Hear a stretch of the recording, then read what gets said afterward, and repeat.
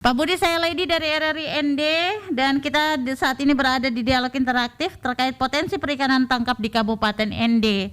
Nah, Pak Budi sebagai Kepala Cabang Dinas Kelautan dan Perikanan Wilayah Kabupaten ND, Ngada dan Nagekeo, seperti apa melihat potensi perikanan di wilayah Kabupaten ND, Pak Budi? Baik, makasih. Saya langsung saja ya Bu ya. Iya, siap. Saya pikir kalau untuk ND sendiri kan dia ada dua wilayah nih, utara dengan selatan. Ya. Jadi utara dengan 60 mil, selatan dengan panjangnya 15 mil garis pantainya. Kemudian kalau kita melihat potensi, saya pikir paling utama adalah gurita. Jadi ND bagian selatan itu gurita yang paling besar sebenarnya.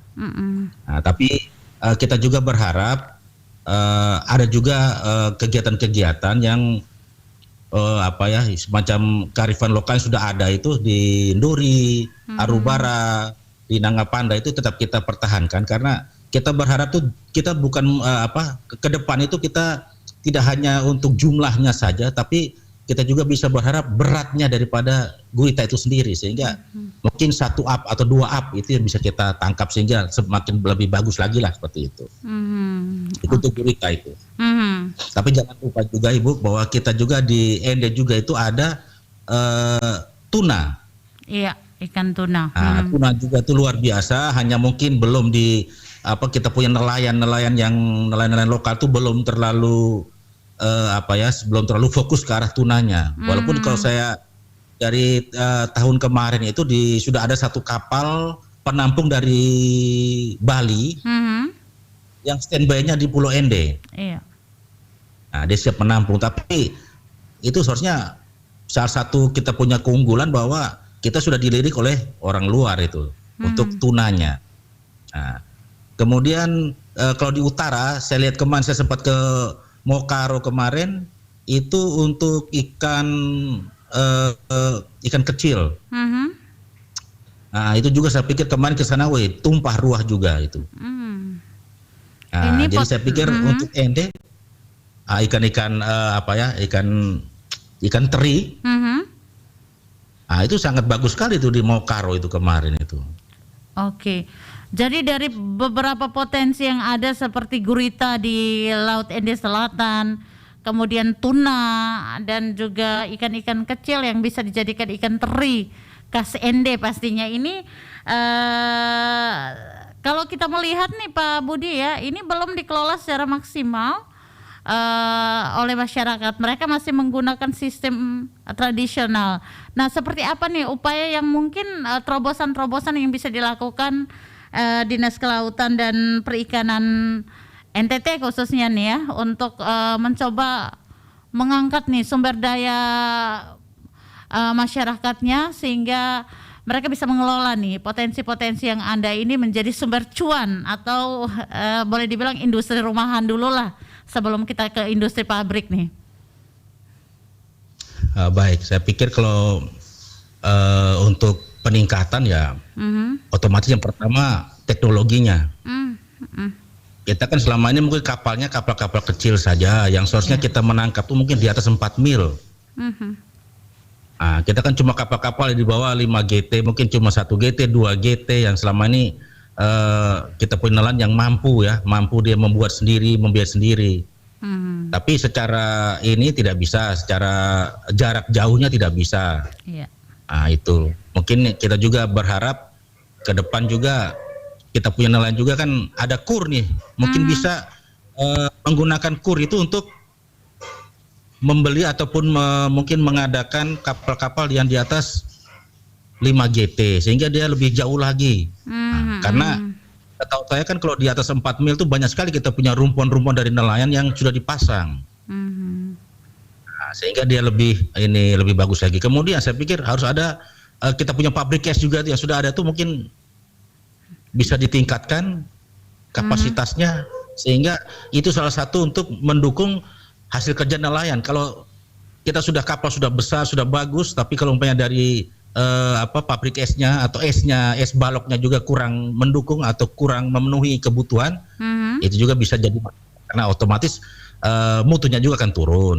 Oke. Jadi saya pikir kan simple ya, ada banyak ini kegiatan saling mendukung, saling terkait sehingga kita bisa meningkatkan pendapatan daripada kita punya masyarakat nelayan itu. Oke, jadi memang ini ada banyak keterkaitan pihak-pihak lainnya yang juga harus terlibat untuk meningkatkan peningkatan ekonomi, pendapatan ataupun juga penghasilan dari para nelayan kita ya Pak Budi ya. Ini Betul. seperti kita tahu ini di wilayah ND juga di wilayah-wilayah lain ini masih marak nih dengan penangkapan ikan yang masih menggunakan bahan-bahan peledak nih. Seperti apa sih upaya untuk meminimalisir kejadian-kejadian seperti ini Pak Budi? Baik, saya pikir ini bukan cuma di ND, tapi di NTT juga sudah masih banyak lah yang illegal fishing, destructive fishing. Salah satu kami punya kegiatan adalah kita ada membentuk namanya kelompok masyarakat pengawas. Nah ini yang salah satu menjadi mata dan telinga kita untuk melaporkan kegiatan-kegiatan destructive fishing, baik itu memakai potas ataupun bom kepada kami. Nah kami juga akan ada tim gabungan, ada dari KCD-nya, ada DKPND-nya, ada dari Polair, ada dari Angkatan Laut. Jadi otomatis nanti siapa yang lebih dulu mendapatkan infonya, kita akan lebih dulu bergerak ke sana, seperti itu. Iya. Nah, jadi memang. Seberapa optimal sih Pak untuk masyarakat pengawas ini untuk meminimalisir illegal fishing ini? Sebenarnya kalau kita mau ini perannya sangat besar sekali. Karena yang pertama, biasanya yang melakukan kegiatan pertama adalah kita punya saudara, kita punya kenalan, kita punya teman sendiri, itu yang pertama. Yang kedua adalah orang-orang atau nelayan-nelayan dari luar, nelayan-nelayan Andon, dan itu kan sudah diketahui sama nelayan kita sendiri bahwa ini nelayan dari luar. Apakah mereka menggunakan kompresor? Nah, kalau sudah menggunakan kompresor, berarti kemungkinan besar adalah potas. Itu. Nah, kemudian juga kalau sudah kompresor juga bisa menggunakan bom. Jadi sebenarnya kita punya nelayan juga punya peran yang sangat-sangat kuat, sangat-sangat penting sekali dalam pemberantasan ilegal ataupun destructive fishing itu. Jadi memang ini masyarakat pengawas ini memang memiliki peran yang besar untuk mencegah ya terjadinya illegal fishing ini. Untuk wilayah Kabupaten ND ini berdasarkan pantauan Bapak mungkin ini tempat-tempat ikan nih apakah banyak ataukah hanya beberapa tempat saja yang memang menjadi tempat ikan yang para nelayan ini bisa bisa menjaring ikan dengan banyak ataukah seperti apa nih? Juga saya dengar dari BMKG juga punya program yang memang untuk menginformasikan ke nelayan bahwa di tempat-tempat ikan-ikan ini berada atau seperti apa nih Pak? Ya, memang kita masih keterbatasan untuk untuk teknologinya ya dari kami sendiri. Kalau kemarin saya sempat ke Bali, di Bali sudah ada semacam ini peta yang bisa memberikan informasi kepada kita punya nelayan ikan di mana dia bermain. Tapi kan kita juga ada namanya kalau tidak salah itu ada fish on juga sudah ada, tapi kita belum ikut karena mungkin ada ini masih ada sosialisasi lagi. Itu memang sempat ada peta-peta seperti itu. Jadi kalau di ND sendiri saya pikir kan lebih banyak nelayan yang sekarang bermain agak di luar daripada Pulau ND yang di selatan. Itu ada rumpun-rumpun. Iya. Ada rumpunnya di situ. Jadi memang daerah-daerah penangkapan yang dengan rumpun itu biasanya adalah tempat-tempat ikan. Cuma harus kita juga kita sosialisasikan terus kembali kepada kita punya nelayan bahwa penempatan rumpun juga itu ada izinnya. Tidak sembarang saja seperti itu. Jadi kita memang pelan-pelan mendekati ke kelompok-kelompok nelayan yang ada di desa. Kemarin saya sudah ke Arubara, ya ada di Tanjung. Saya sempat juga sampaikan bahwa semua kegiatan untuk penempatan rumpun itu nanti kita bantu untuk harus ada izin.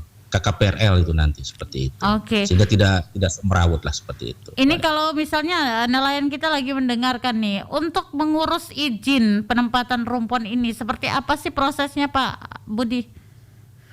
Nah, untuk KKPRL atau penempatan rumpon ini kan izinnya harus ke pusat, ke KKP.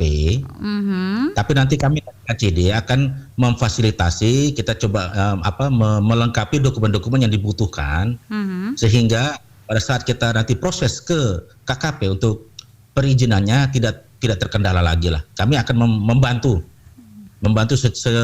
sebaik mungkin sehingga izinnya itu bisa keluar seperti itu, Ibu. Oke, kalau boleh tahu rumpon-rumpon nelayan yang sudah berizin di Kabupaten Ende ini jumlahnya berapa nih Pak Budi? Belum ada, Ibu. Belum ada ya sampai sejauh ini. Oke. Sampai saat ini belum ada. Ini jika para nelayan ingin mengurus, apakah langsung mendatangi kantor Bapak atau seperti apa nih Pak? Iya, saya pikir kalau paling efektif yaitu ke kantor kami di Masjid Raya sana untuk nanti kita kita kasih kelengkapan dokumen yang harus dilengkapi. Kemudian kalau terkendala apa nanti kita akan bantu sehingga cepatlah seperti itu. Ya Pak, ini kan laut kita ya, mungkin anggapan nelayan ya, laut ini bebas milik siapa saja dan boleh menaruh rumpon-rumpon. Ini kenapa nih? Atau ada keuntungan apa ketika ada harus mendapat izin untuk menaruh rumpon-rumpon ini nih Pak? Ini seperti apa sih, mungkin bisa disosialisasikan langsung di sini? Baik, yang pertama bahwa kita ini ada Permen KP 18 tahun 2021 Ibu. Itu penempatan alat tangkap ikan dan alat bantu penangkapan ikan. Nah, jadi situ ada soal rumponnya. Kenapa rumpon itu diatur? Karena salah satu bahwa rumpon itu adalah alat bantu untuk pengumpul, bukan alat penangkapan ikan, tapi alat bantu pengumpul ikan. Nah, kemudian pemasangan juga itu harus, kalau kita menggunakan Permen KP 18, pemasangannya itu harus di atas 4 mil. Nah, jarak antar rumpon itu 10 mil, Ibu. Iya. Jarak antar rumpon. Sehingga kalau kita lihat dari kita punya panjang garis pantai selatan umpamanya dari Ndori sampai ke Nangepanda saja, kita paling banyak sekitar 2 atau 3 rumpon saja, Ibu. Kalau kita ikuti aturan seperti itu. Nah, kemudian kalau kita memasang rumpon juga terlalu ke dalam, kita tidak bisa memberikan kesempatan kepada nelayan-nelayan kecil yang memakai pancing itu untuk mendapatkan ikan, karena ikan sudah akan terkumpul di rumpon. Kemudian pemasangan rumpon juga tidak boleh siksak, dia harus sejajar. Kalau siksak, Ibu, berarti lolos dari yang di depan, maka dia akan masuk ke yang di belakangnya lagi. Dan berarti seperti tadi saya sampaikan itu, kita punya nelayan kecil yang 1P, 1 GT yang tidak bisa sampai keluar, tidak akan mendapatkan ikan karena ikannya sudah terkumpul semua di luar semua, di luar 4 mil. Oke. Jadi memang itu ya, bagaimana harus mendapat izin ya ketika penempatan rumpon ini ya, dan aturan-aturan lain yang memang secara teoritis memang ini dimaksudkan untuk keadilan ya, untuk nelayan kecil kita dan juga bagi para pemilik rumpon. Ya, Pak Budi, ini kalau boleh tahu berapa lama sih mengurus izin ini? Kalau untuk KKPRL atau itu tergantung kita punya kelengkapan dokumen. Kemudian kan kita harus sampaikan ke KKP. Di KKP nanti kita tinggal menunggu saja panggilan. Karena kita pakai daftar urut, Ibu. Jadi selama kita mengurus juga, kalau rumponnya sudah dipasang, ya tetap tidak ada masalah. Tetap berjalan seperti biasa sambil kita menunggu konfirmasi pembahasan secara teknis di KKP. Nanti kita akan bahas, setelah itu sudah selesai, Bu, kita bisa mendapatkan izin pemasangan rumpon. Oke, ini izinnya bisa semingguan ya untuk mengurus ini? Lebih bisa ya? Lebih. Oke. Ya. Nah, ini ternyata kita punya ilmu baru ternyata ya. Ternyata memasang rumpon juga perlu ada izinnya yang benar-benar disyaratkan oleh pemerintah ya, sehingga ketika terjadi apa-apa terhadap rumpon kita ini mungkin bisa dibantu atau seperti apa nih, Pak?